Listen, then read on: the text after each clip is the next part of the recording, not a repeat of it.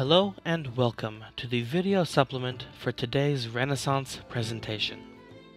Today, we will talk about the city-states in the late 15th century Italy. We will be covering Venice and Milan. Sir, what about Florence? Florence gets its own day later on, seeing as a lot happens there. As you wish. Where shall I begin? I don't know. Which of the two city-states that I just mentioned interests you the most, HD? The folly of human engineering that is Venice, the sinking city, interests me most, Master. Which meatbag decided that building a city on the water was a good idea? If a computer had been in charge of its design. HD-77, enough already. Please just tell us about Venice and what makes it unique. By your command. Venice stretches across 117 islands surrounded by marshland. It is on the shore of the Adriatic Sea and sits between two rivers to its north and south. During the Middle Ages, Venice rose to prominence as a naval power. It was an ideal staging area for the Crusades as well. The city seems to have been founded sometime after the Roman Empire split and collapsed. Seems? You mean you're not sure? No one is, sir. The city progressed throughout the Middle Ages and, as previously stated, gained prominence as a military power. Fine. Tell us about the canals, please. The buildings of Venice are constructed upon closely spaced wooden supports, most of which have been in use, submerged, for hundreds of years. The supports rest upon a deep bed of clay. The wood, bathed in mineral-rich water, has actually become petrified, and is more like stone now than anything. Hey, now that's interesting. You try and tell me that a computer would have thought of that, huh? I don't think so. A computer would not have had to.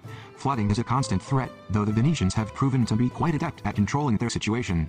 One example is that they deepened their lagoon by redirecting the rivers that border the city. That solution is one that a computer might come up with. Yeah, sure.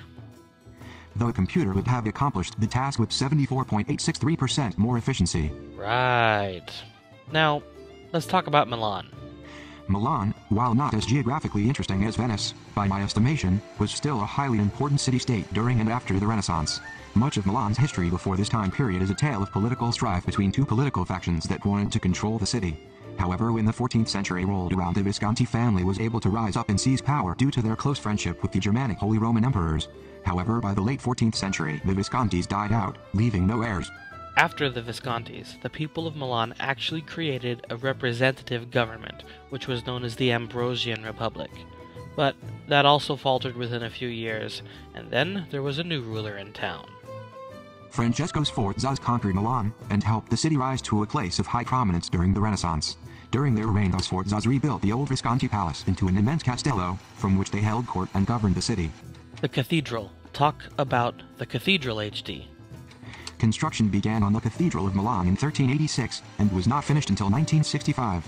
The process took so long that the idea of the unfinished cathedral became part of Milanese culture, the phrase Fabbrica del Dom, which pretty much means to build the cathedral, came to be used as an adjective for a project that was too long, complex, or even impossible.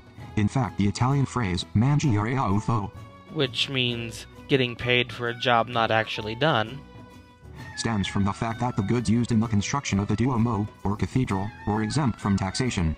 Another. Hey, HD, we're getting off track here. It's time that we wrap this thing up. Compliance. This then concludes the introduction to other Renaissance centers of power. Thank you. And thank you all for watching.